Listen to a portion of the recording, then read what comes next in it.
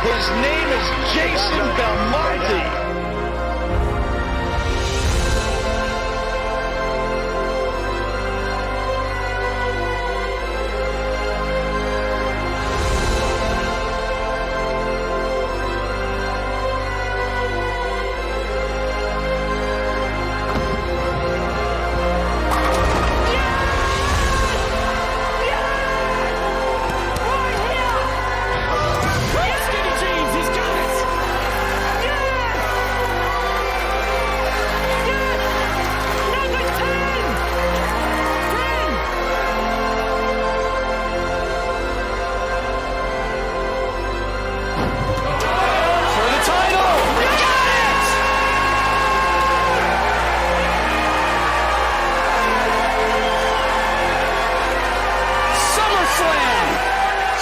Slam!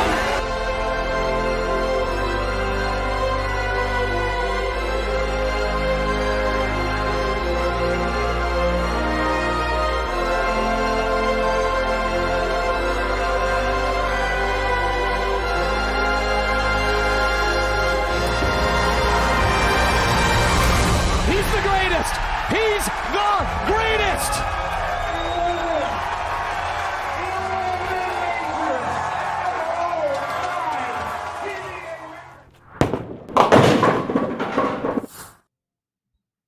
G'day guys, well you can see Chad on the screen, but he's not supposed to be there, so I'm going to get rid of him for a second. I'm an amateur! I'm such an amateur at this. You would think after 9 episodes I'd get better, but no.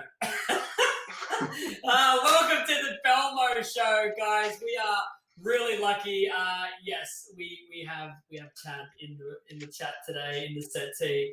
I'm really excited to talk to him. It's going to be a really big show. I did a video recently on my Facebook account where I kind of used some video that Chad had actually sent me about different drillings for the Axiom bowling ball and how those bowling balls roll down the lane. And it really got me thinking, after seeing the responses of that video and how many people really enjoyed the kind of more of the education side of things, that I wanted to bring Chad on the show to give you guys an insight into what it is that not only he does as a technical director for Storm and Roto Grip bowling balls, but what it takes to create a bowling ball, why we make bowling balls the way that we make them, how we make a bowling ball to fit in a line of a whole bunch of different bowling balls. Why do we make certain bowling balls to do what they do? So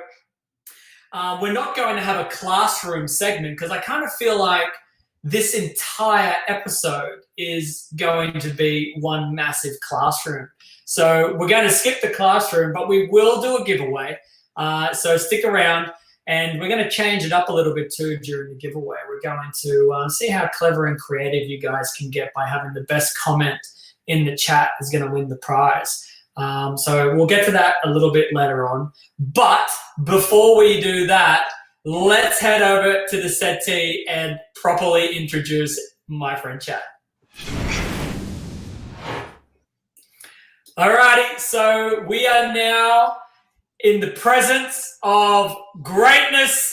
Here he is. Welcome properly now, Chad. How you going, mate? Oh man, it's been forever. It's been forever since I've seen you. Geez, how long has it been?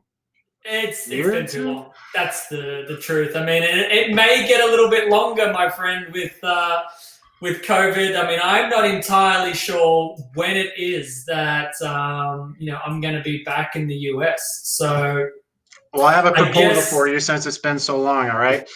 You have to use an American accent for the entire show, but not just any American accent, a good old down south country American accent.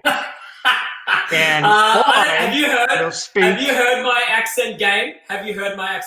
It's not great. So you're really setting me up to fail here. But yeah, you're going to say something. Finish it off. Oh, I was going to tell you that I will speak in the best Aussie accent ever. It might even be better than yours, mate. The good news is Before I actually attempt my Southern, I'm going to spare our viewers an entire show, but I will give them all a little bit of a glimpse into my American accent skills. I will say that after your rendition of an Australian accent there, I feel way more confident now, because if that's the bar that I have to beat, that's pretty low. So Okay. okay. Now, before I get into accents, I have to in my head, I have to say a few things to get that right sound, right, depending on where it is. So give me a second here. So you want Southern American, okay? Because there's lots of different types. There are lots of different. Yeah. Okay, I got it. Here it comes. All right. Welcome, y'all, to the BELMO show. Today we got Chad from Stone Bowling, and he's the technical director, and he's going to teach us all about bowling balls. And I tell you right now, if I wasn't in this room, I'd be slapping my knee, going all silly and crazy, giving him a big old hug if he was around me. Bless his heart. I just love this guy so much. It's terrible. Wow. It's still better than your Australian accent, but it's terrible. I think you invented some new words there. I haven't heard a few of those. So, all right, Chad, you are one of the very few people in the world that have the opportunity to not only know what's coming, but be involved in how these bowling balls are being made. So I guess the very, very first question I want to ask you is, there's two. It's a two-parter, okay? First off is, have you always been interested in the development and the R&D of bowling balls? And the second part is, how did Chad get to this position in life? How did you get from wherever you were to the technical director of Storm and Roto Group? Sure. I can answer all that in one fell swoop. First of all, I never really wanted to have a career in bowling. It wasn't my thing. I didn't take it seriously until well after college. I think I didn't start taking it seriously until I was about 29, 30 years old, and I'm 36 now. So I went to school for physical exercise and physical physical sciences. So a lot of anatomy and physiology, and I wanted to be in the NFL or something of a professional sport as a athletic trainer. So I moved to UF to pursue my master's in that. And about a couple days after I moved to Florida, a gentleman in town in Gainesville, Florida, bought into the pro shop, became his pro shop, but he wasn't as versed in the material sciences behind a pro shop and all the stuff that goes along with it. I mean, as much as I was. So we learned together. He offered me a job as his pro shop manager while I tried to get into University of Florida. So that's when I actually, because it was a job, right? I just lived in Florida for 2 days. So I said, yeah, I'll take the job. Absolutely. And it was cool because, I bowled my entire life since I was 3, but again, never really took it seriously. So I was thrown right into the heat, managing a pro shop, inventory, business tax, you name it, fitting hands, drilling balls, stuff I've never ever done before.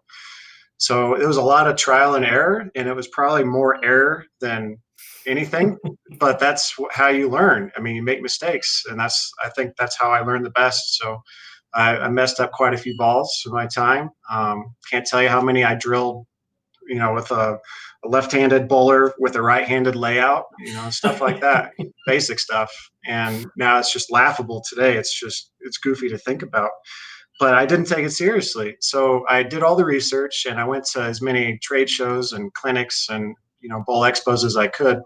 And, visited Steve Klimkin when he would come to town. I remember that one of the last ones I saw him was a seminar on the Defiant core, with the Paragon core. And I still got the core on my shelves the day I met Steve Klimkin. So, stuff like that, just collecting as much info as I could. And we had a common friend in Matt Cannizzaro, and he went to UF, where I was trying to get into, and Marcia Klimkin, Steve's wife, went to UF also. So we had this circle of friends being built, and I told Marcia, you let Steve know when an opportunity opens out west. I would love to move out there and take a job. So for about 5 more years, I managed the pro shop. Became on staff with Storm. I was an amateur staffer, then became a pro shop staffer. And then again, I told Steve, if something opens up, you let me know. And something did open up for the technical customer service and warranty kind of department. So when pro shops would call in and ask about layouts or surfaces or lane play, whatever, I was the guy that they talked to. And same thing with the emails. So I managed over 1,000 emails a month, took hundreds of calls, and now I'm learning even more as I develop my skills from the pro shop transition to the Storm transition, and learning all the behind the scenes stuff. And that was 5 years ago, almost to the month. So I did that for a while, and then more opportunities arose, and we're developing balls more than ever. So in America, and I say this all the time, we're developing around 12 a year or so, new balls, give or take a few based on, economy and stuff.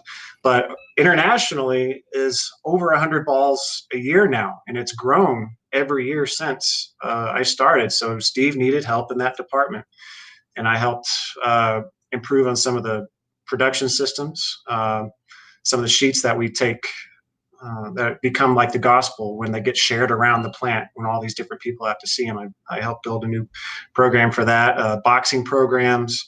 I took a lot of my computer science background and applied it to, the stuff that I was doing at Storm, and it turned out they needed that help. And so I started out doing Roto Grip international balls, which are not nearly as many as Storm. And that was kind of my foot in the door. And then I started participating more in ball testing and the development and the science behind it. And now I'm doing all the balls. So it's been a very gradual and very humbling process. And I've learned more now in the past 2 or 3 years than I have my entire life in bowling. And that's the story. Honestly, it's still very surreal to me. I don't even have the words to describe it, because it's not what I intended on doing even, a handful of years ago.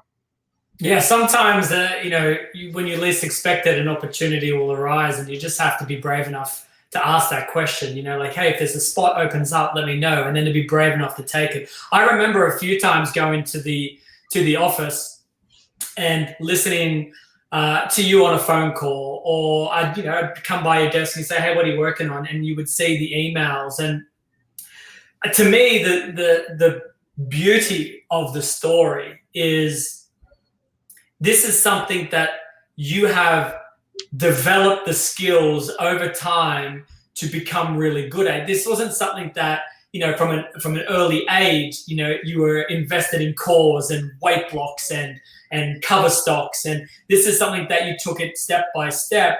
And it really is a great message that if anyone wants to pursue a career in the technical side of the sport of bowling, you don't need to know it all right now. You need to give yourself an opportunity to learn each step along the way. And then when those opportunities come, you grab them by the hands. So let's talk a little bit about the technical stuff of bowling, because Absolutely. I really enjoy our conversations. I think there are really two ways you can talk about the technical side. You can talk we're two geniuses and all of the words that we say seem to only make sense to each other, or you can talk more broadly. And I like the fact that when you talk to me, you kind of mix them both together a little bit, right? But I want to take this opportunity to everybody in the chat right now. If you have any kind of question,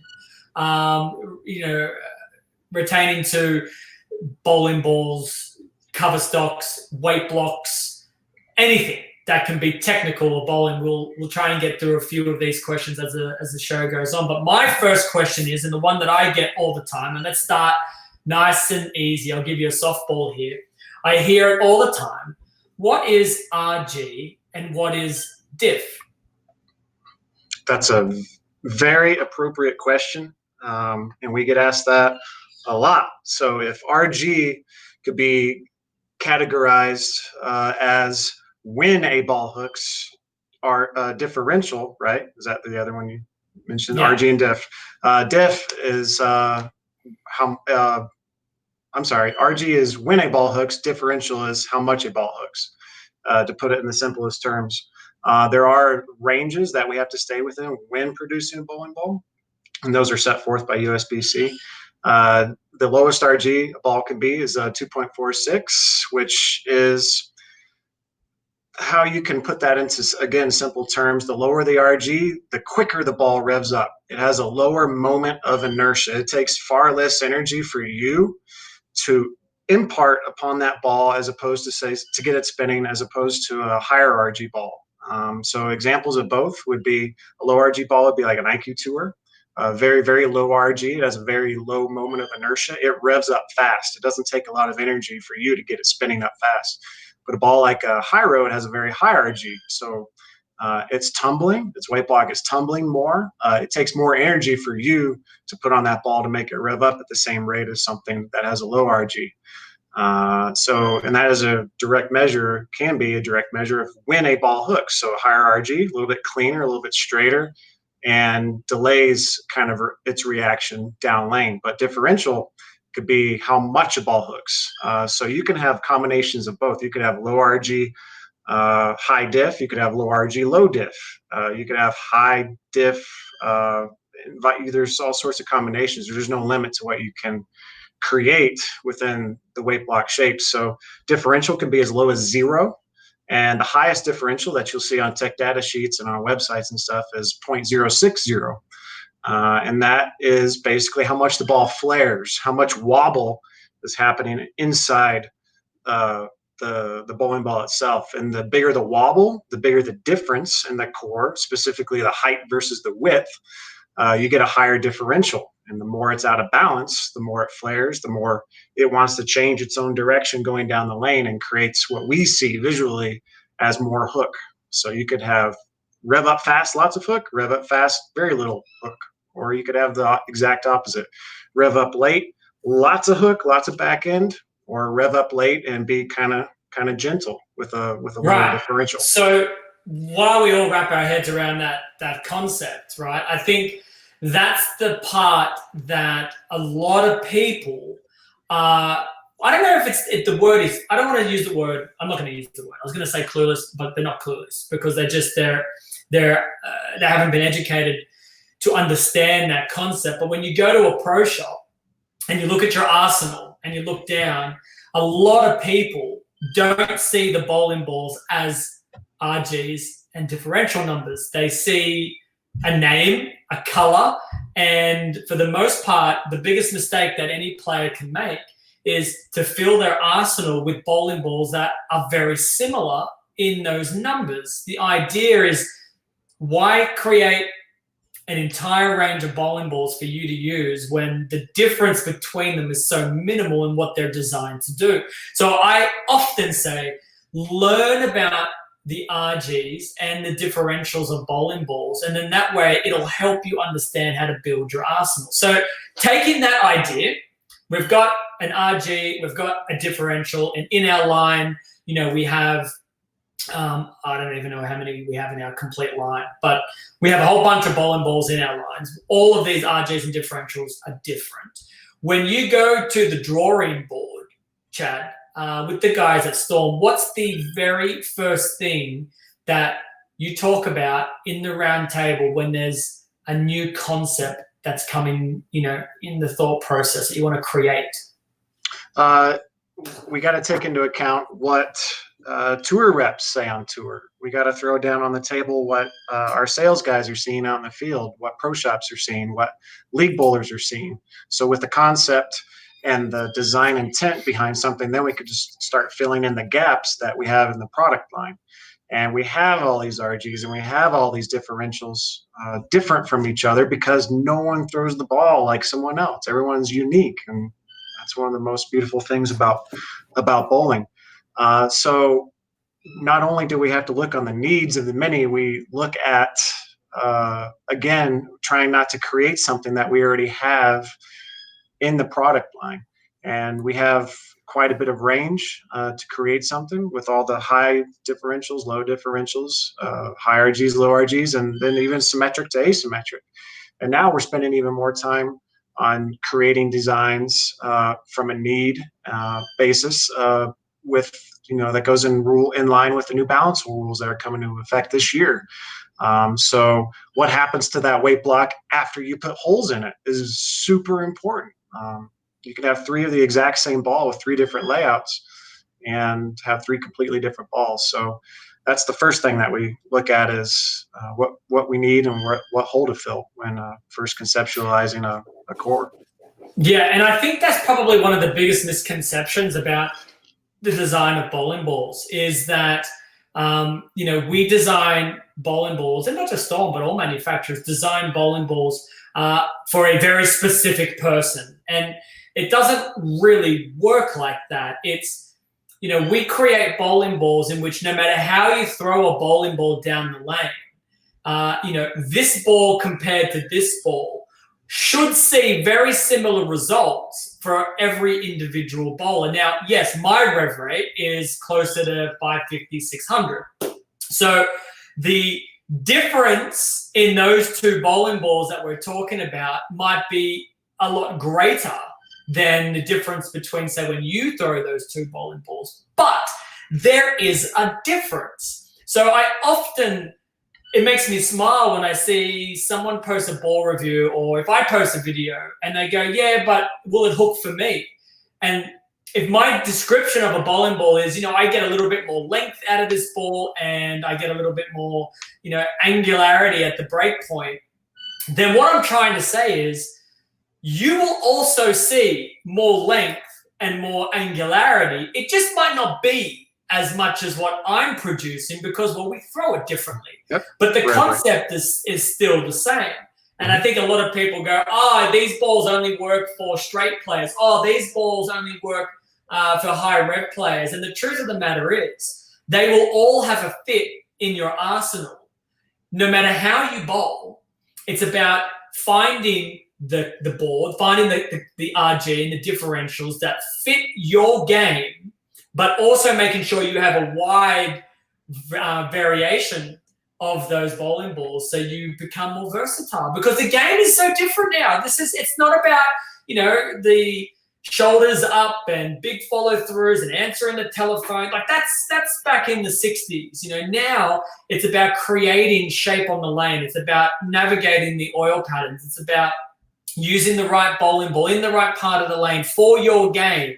And all of that is such a technical nightmare if you're not studying it. It's really not. If you're not studying it and you're looking at your bowling balls and you have no idea what these bowling balls mean and what they're designed to do, when you're struggling on the lanes, now it becomes hieroglyphics, everything. And then you pick the wrong ball up and it becomes a nightmare. So, okay, so you look at feedback from the industry, you look at feedback from the tour reps, feedback from the players, you sit in the room.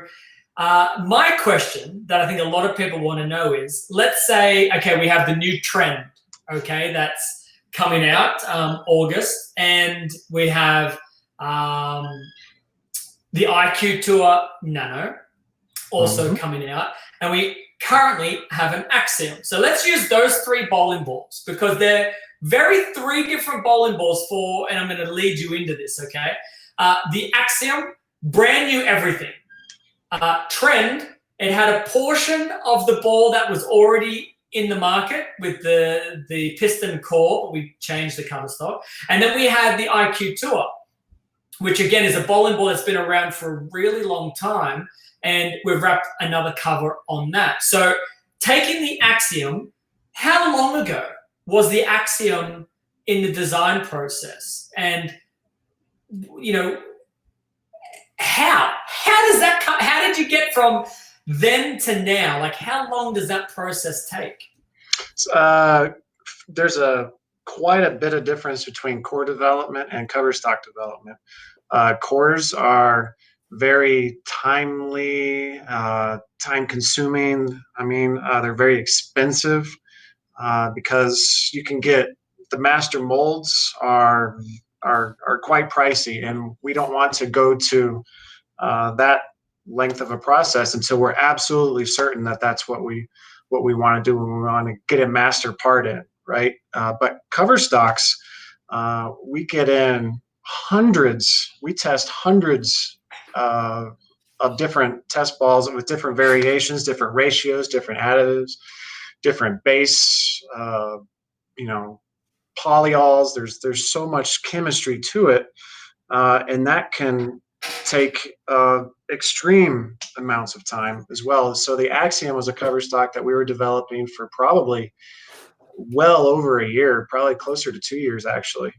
And the core was a core that wasn't in development quite as long. It's a symmetric, so when you have to worry about only a differential and not an intermediate differential or split times and all this other technical stuff, and how does the core pop out of the mold? How easy is that for the production workers downstairs?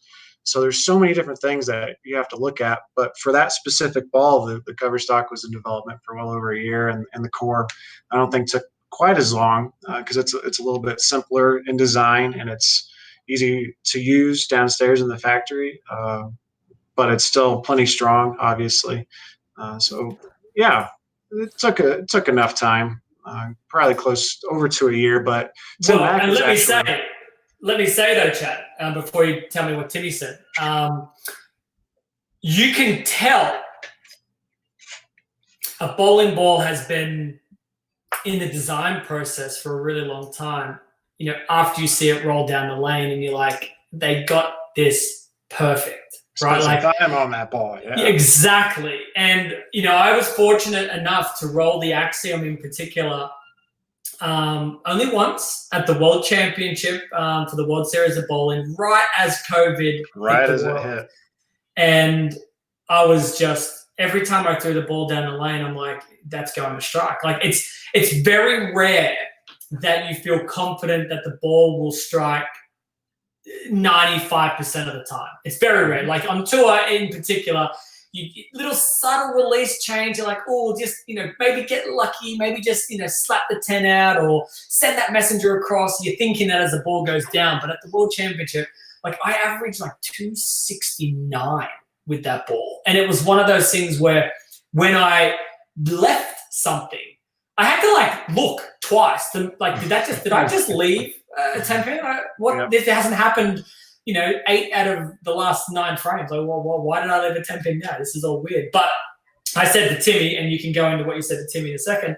I said, Timmy, whatever time it took to create this ball, they didn't rush it. And I'm really, really grateful because this is one of the balls that I'll be throwing for a really long time to come. Timmy was basically emphatic over this cover stock. One of the best things about the IQ Tour that the IQ Tour Nano Pearl is in is that its core is so simplistic and easy to drill, and it's one of the most predictable cores that Storm has ever made. So when we're testing a new cover stock, most of the time, I'd say about 4 out of 5 times, it's going to be thrown inside, or that cover stock is going to have a IQ Tour weight block inside of it. And Timmy threw IQ Tour ball with that cover stock on it probably 6 months before the ball was even announced. And he's just like, this is the best ball I've ever thrown in my life. And he just fell in love with that cover stock, and he knew that that's what we had to move forward with. So I know the day you're talking about because Timmy will text me all the time. We text a lot, and we very rarely just out of the blue call each other. Like it's usually a text that follows up with, hey, I got a lot of stuff to say. Can I just call you instead of, and that's how we started. But this time my phone is ringing and I look down and it's Timmy Mack. I'm like, why is Timmy calling? And then the only thing I heard on the other end of the line, and if anyone out there listening knows Timmy Mack, when he's excited, it's a loud Timmy Mack. Is I answer the phone and it says, man, you're not going to believe the ball we're going to come out with. This is the most unbelievable ball. And it just started going on this tirade. And then I got to throw it. And then as soon as I rolled it, I walked over to him and said, because he was very careful not to spill too many beans to me at the time. Yeah. I said, is this the ball you called me about? He goes, yeah, that's the ball. And, I really, really loved it. I want to talk about the trend, and I want to talk about the IQ Tour Nano because these are balls that have the cores and weight blocks. And I think the best way that I like to describe when you see a new ball with an existing weight block with a different existing cover stock is the question that I'm going to ask you is, this isn't stuff that's done just out of the blue, right? There's a lot of testing that you do, even on existing even if it's cores and weight established blocks. cores and covers. Absolutely, lots of testing. Yep. So what do you need to see out of a ball to say, yep, this is going to work and we want to sell this? Make sure if it's something that's established, like the piston core in R2S, that it doesn't roll like anything else that's in the performance line that's existing at the moment. We need to also make sure that it looks good, and in Storm's case, make sure that it smells good. So it's got to have the shelf appeal, because there's so many good balls that I could think of that rolled great. They rolled like a dream, but they just weren't visually the most appealing. Something like the Torrent, right? It was a great rolling ball, but just hunter green and navy blue matte finish just doesn't have the shelf appeal like a nice shiny pearlized polished ball or a hybrid shiny. So it's got to perform unlike anything else, and it also has to look good as well. And then we're pretty money after that. As far as the process goes, like Alex and Hank, they are heavy into the core design, drawing up the cores in our CAD imaging software. And Alex is, in it for all the chemistry behind it too, all the different cover stocks that we're doing.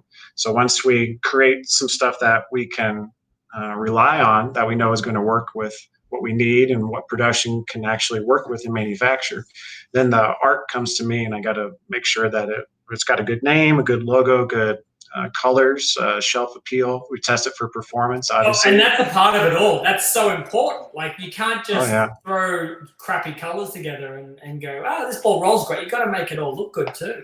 Yep.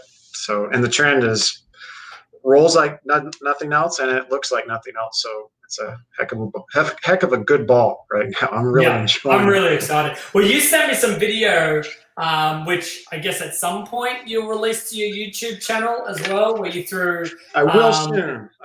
Okay. Probably this week. Yeah.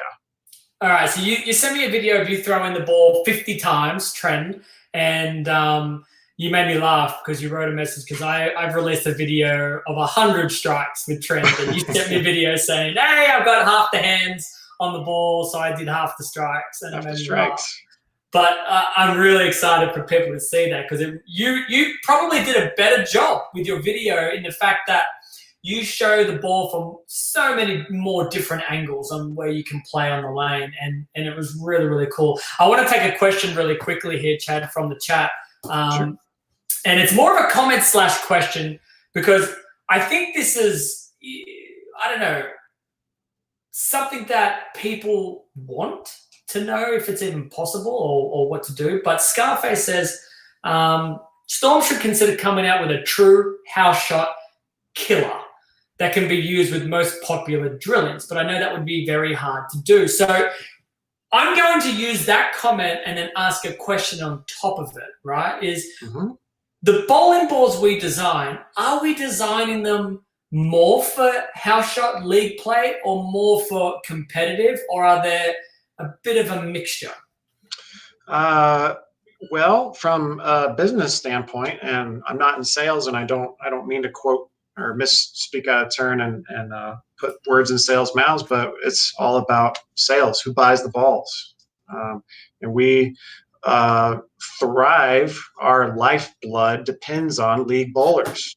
So without leagues, I heard Mr. Sims say it today, we need more league bowlers. We need leagues to open up, especially right now. For a bowling ball manufacturer, leagues we're nothing without them. So the majority of the time, we are looking at house shot type of reactions. We want to see what a ball does when it responds to friction, far outside. We want to see what it does if you get it in the moat in the middle, the puddle in the middle, because these ratios that some of these houses are putting out are monsters. I just saw a pattern the other day. It was like 18-1. That's incredible. It's more than we ever saw growing up. So these are the people that we need to cater to a lot. But then sometimes we get balls that work both well on tour and in that league base, like a phase 2. That's an awesome benchmark ball. It works. It's been an incredible ball on tour, and it's amazing in the recreational levels too. So when we also try to aim for balls like that, and the Axiom I think is one of those, and the Trend as well, that you could use both on competitive patterns and your league-based patterns. Yeah, and again, another misconception, right? There's a lot of people out there think bowling balls are made for the pros when it's the complete opposite. I mean, we want to be throwing bowling balls that excite the public to want to throw themselves. So if we're designing bowling balls to just cater for guys like me, well, there aren't very many people in the world that are going to throw the ball like me. So I'm constantly figuring things out in my own game, utilizing the bowling balls that we make. And yes, you're right, there are a few balls that are crossovers, like a phase 2 or a high road, in the whole high road series, or an IQ. And we've been very fortunate that, yeah, they work on anything. But then there are other balls like, a Crux Prime as a perfect example. Like, that ball killed it in the leagues, killed it.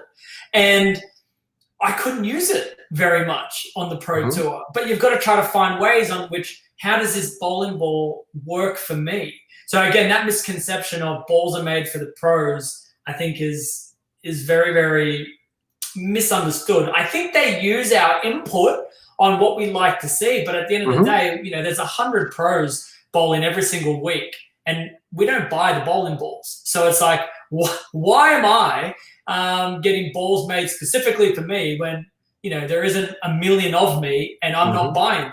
So I think that's a really good point. I want to go to another question here, Chad.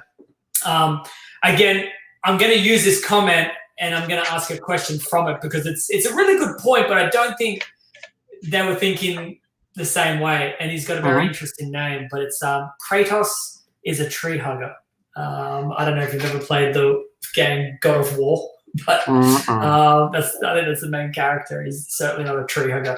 He wrote, the Motive Forge ball has a great motion, but is fugly, right? Which ball? We're talking the Motive Forge. Oh, okay. Is a ball that he says has great motion, but isn't great. And we're talking about how we've got to try to mix everything together so it looks good and rolls good. But my question is going to be, how often do you and the Storm R&D team look at the competitors' equipment? Are you caring what our competitors are doing? Do you ever say, oh, we need a ball that does what their ball does? Or are you guys more, you know what, we're just going to lead by the front and just come up with our own stuff and that's it? I'll answer that as politically correct as I'm allowed to. First of all, competition is good. It's a good thing for our industry, for every industry. We need it. But you wouldn't be in the game if you didn't pay attention to what the people you're competing against are doing. So we listen to the staffers, we watch the tour, we listen to our sales guys, and if there's a trend or something happening out there with, there's a good ball that someone else is making, we're gonna take note of that. So, it's a healthy thing. But paying attention to what everyone else is doing is very important. Yeah, and I think it also pushes you, right? It pushes you to maybe go beyond the scope of comfort. It's like, if we continue to keep presenting the stuff that, works, but we don't, spend that odd evening around a table drawing some crazy design weight block because, hey, our competitors are getting closer to us, so we've got to separate that gap. I think you're right. Competition is really, really good. I guess my next question based off of that is, over the years, what do you think is the one bowling ball that you personally have had involvement on that you think our competitors have looked at and said, oh, I wish we had that in our line?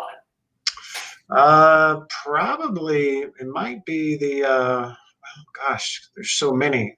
It's literally 2 balls a week for the past 4 years. Uh, uh, give me a second. I'm gonna take your time. While you're doing that, I'm gonna go look through the chat for some more questions that I can. okay. See if I can look. I might have to pull up the website. But you don't have a favorite one that you've had a hand in designing and just said, "Wow, I'm so proud," and that ball just killed it. Fun. I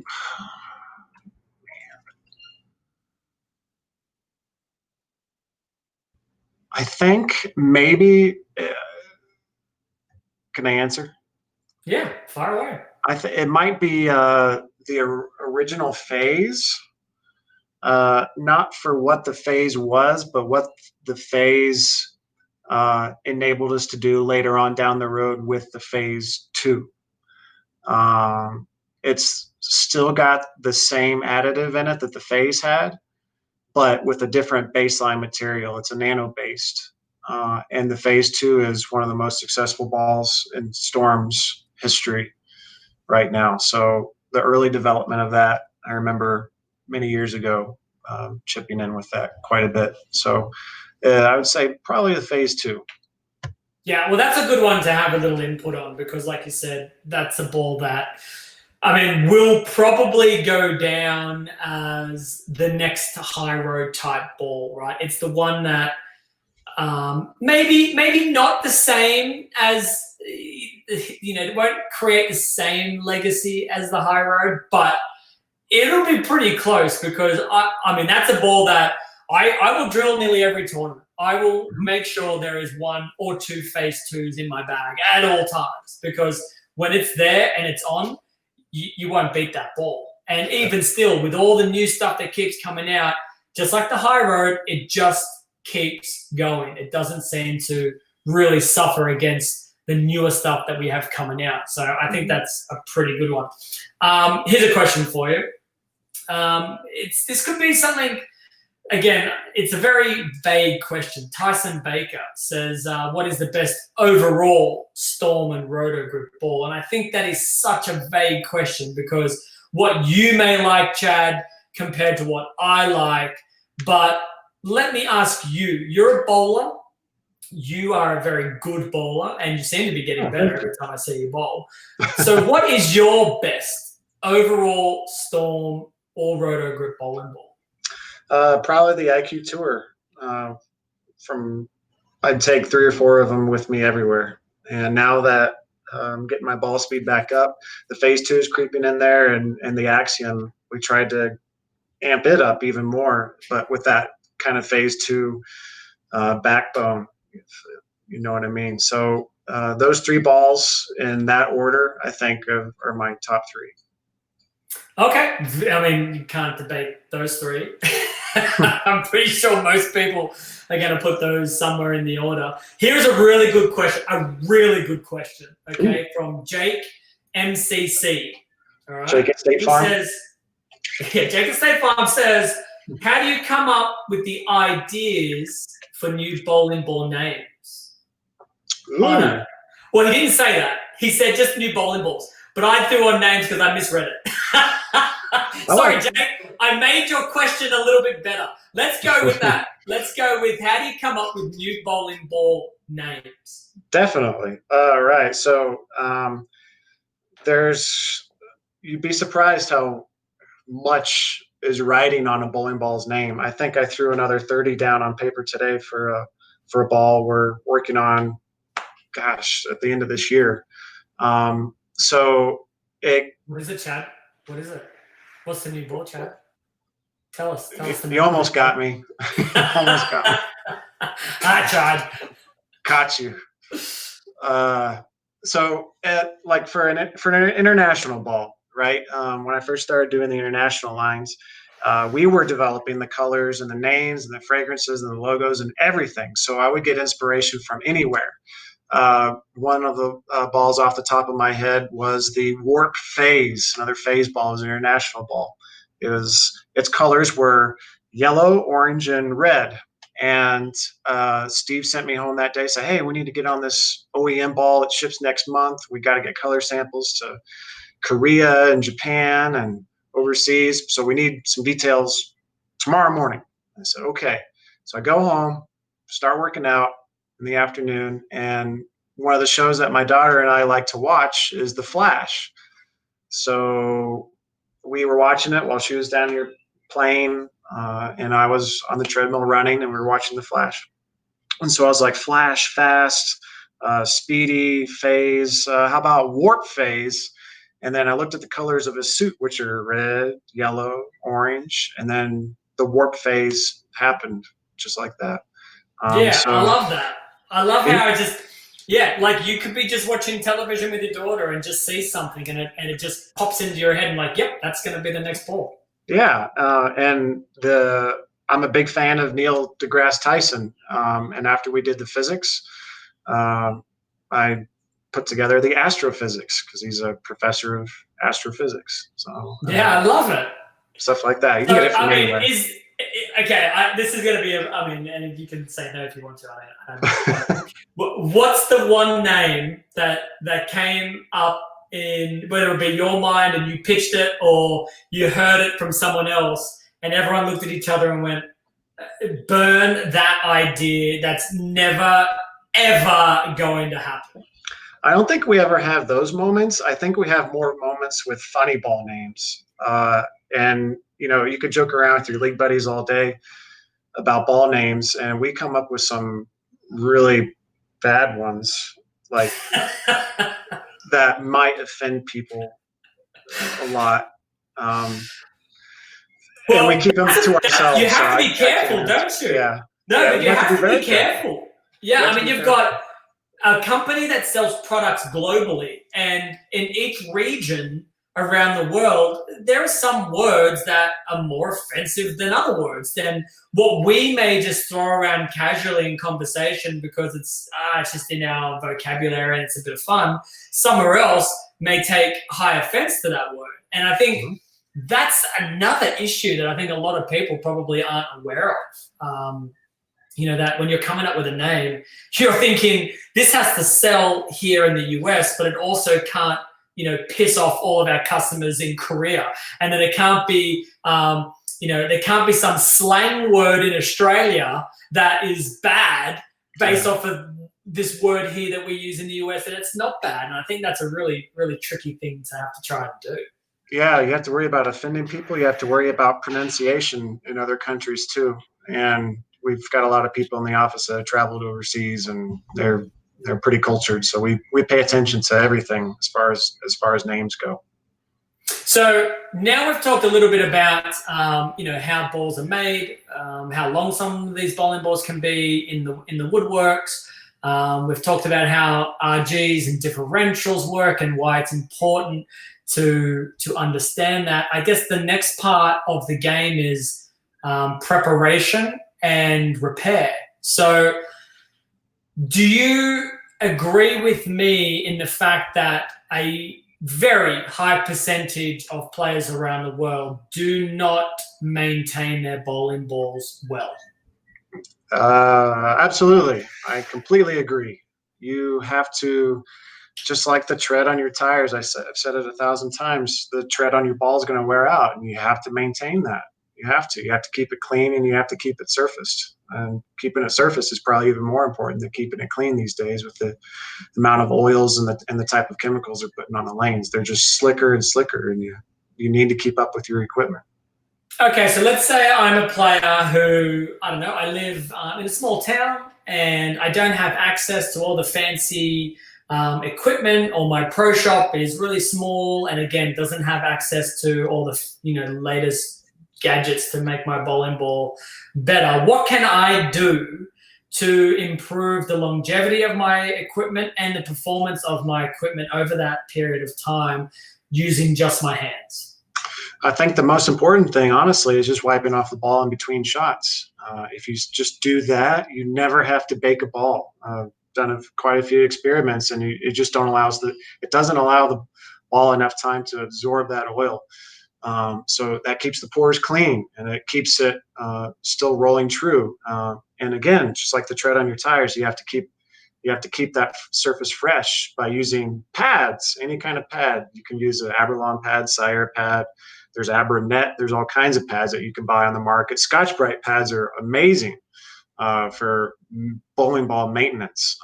And scuffing it up it depends on where you're bowling. If there's higher friction surfaces or not the same amounts of oil, you may have to do it more often, especially if you're bowling on like wood lanes. Your ball's going to get tracked out pretty quick. So maintaining the surface every 10, 20, sometimes 30 games is just hit it by hand. And if you have a couple $100, invest in a personal ball spinner.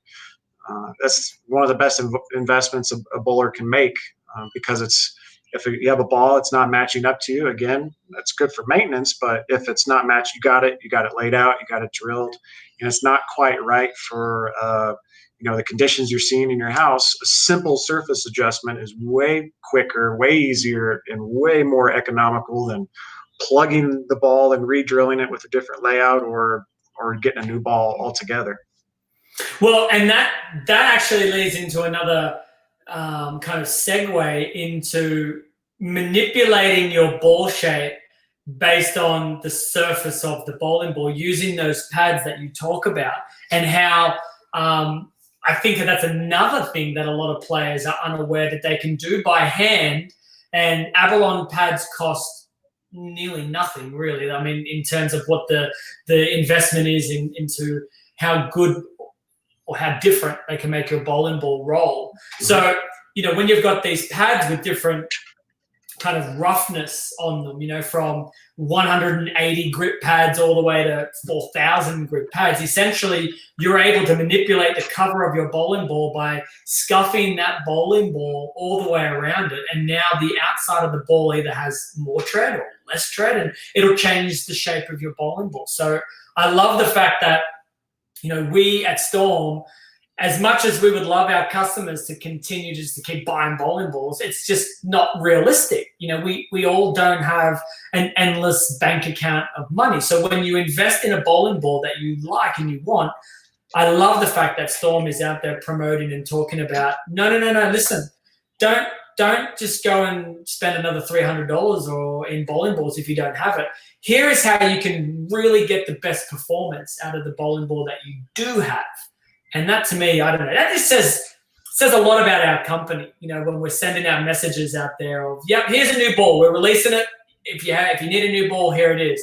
Oh, and here is 100 pieces of content about looking after the bowling balls that you have to get more life out of them, to get better performance, to educate yourself on not just better performance in terms of overall hook, but, hey, one bowling ball, I can shine it up.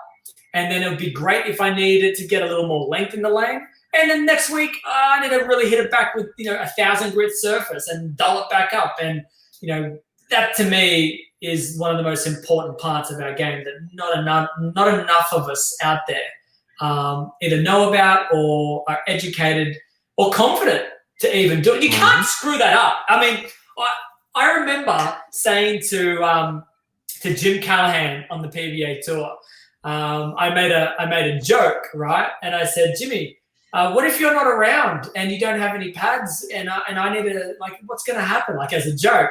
And he goes, you cannot screw it up. Just get the pad, cover the ball. The harder you press, the more surface you're going to create, and then just do it all over the ball, and then you're good to go. And just don't forget to hold the red side too. Yes, exactly. Hold the red side. But I love the fact that that's how simple it can be, and a lot of us think, that maintenance, preparation, and manipulation to the cover stocks and the outsides of the bowling ball. Oh no, I can't do it. I'm not a professional player. Or I'm not a pro shop operator. I don't know how to do that. So I think it's certainly valuable information. Well, first, you can't mess it up. Second, if you do mess it up, you could always put it right back to where it was. And third, if you want to know how to do it the right way in super detail, call us at Storm and we'll walk you through it. There you go. Chad, I've had you on this show for nearly an hour, and really, it's gone really quickly, and I feel like we've really only scratched the surface, and that's not a pun on using. It's not like I'm using an Avalon pad here for the show in terms of scratching the surface, but I feel like there is so much more that we can talk about.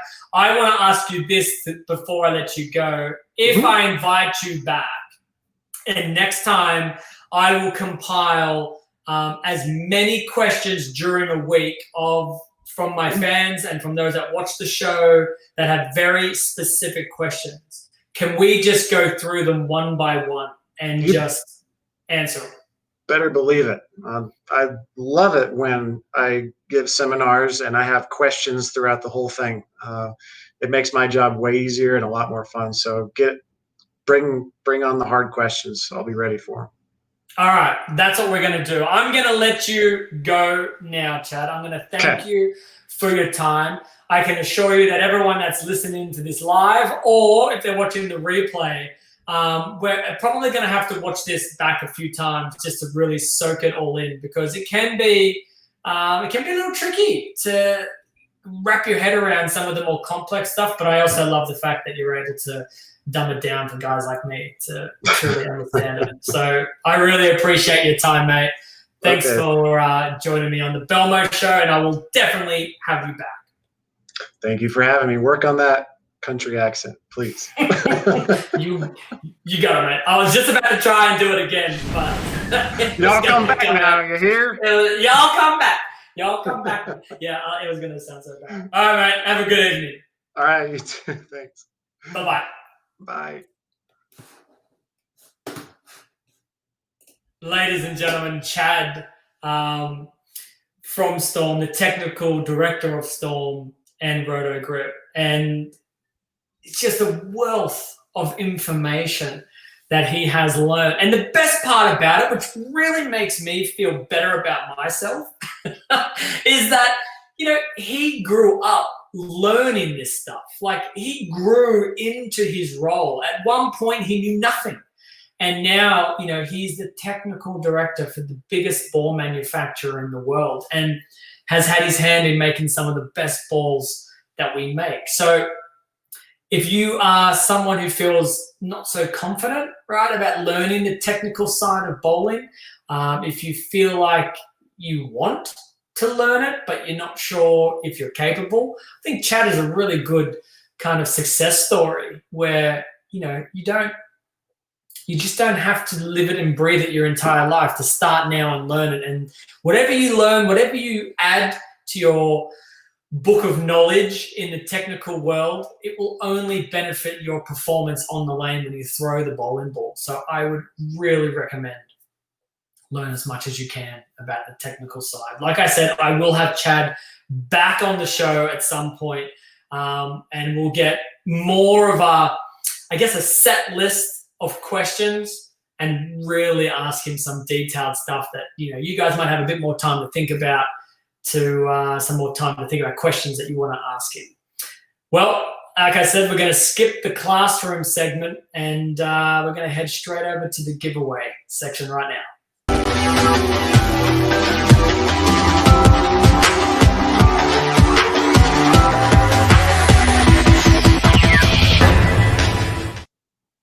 So this week, it's going to be a little bit different, okay? I want to see a question or a comment, I should say, in the chat that had something to do with Chad and the show and the technical side. Now, it doesn't have to be funny. It could be just something that you learned or something that you took away from it. It could be funny, sure. You can write something funny if you want. But I will then go through the chat and I will find what I think is the best comment. Now, I will say that YouTube is a little trickier to get into contact with people. So if you are interested in wanting one of these prizes, a pair of BELMO socks, a personalized video, an autograph card, or a BELMO hat, leave your email address or a way to contact you that you feel comfortable leaving in a chat room. So that way we can get into contact with you. We have to do a better job at finding a way to contact people. We have to research that. Anyway, let's spin the wheel and let's see what we are playing for today. 40 seconds left to go. Get your best comment in there. What did you learn? What did you like? You know, what's something funny? It could be anything.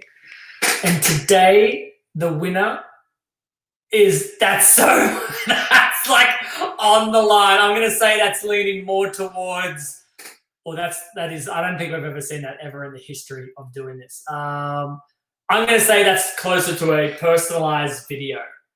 It looks like it's leaning that way, or maybe that's just the way that my head is shaped. Anyway, that's what I'm going to give away today, a personalized shout-out video. So we'll get into contact with you guys really, really soon after I go through the comments. So I'm now looking at the time. It is exactly 11 o'clock. All comments made after 11 a.m. my time, which is 9 p.m. Eastern your time, will not be counted. So only the people who have left a comment within that time frame will win. Guys, that's the giveaway. Let's head over back to the main part of the show. As per usual, I can't do these shows without a whole bunch of help, and I just want to take this moment to run through the sponsors of the show. StreamInspectors.com. Check them out, guys. You want to improve your live streaming? These guys are the best. I was terrible at it, and now I'm less terrible because of them. StormBowling.com. If you want the best bowling balls in your hands, you've got to go to that website. Check them out. Vice Grips. Again, I don't put anything in my bowling ball that I don't think is going to help me win, and Vice bowling grips are the best in the world. Dexter bowling shoes are the #1 bowling shoe in the world. I've used them for maybe 20 years of my career. Wouldn't swap them for anything. And Cloud Construct. If you head over to my website, www.jasonbelmonte.com, you'll see a website that was built by Cloud Construct. So hit them up, cloudconstruct.com, if you're in the mood to design a new website, need some help, or you want to revamp a current one that you already have.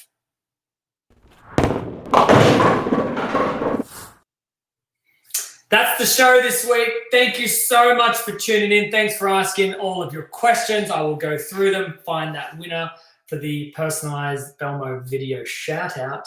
Until the very next time I do the BELMO show, which will be in 2 weeks, because this Sunday I've got BELMO Engaged coming up, which is my game show where you can win prizes. So keep an eye out for that. But the BELMO show will be back in a couple of weeks. Till then, be good. Peace, everyone.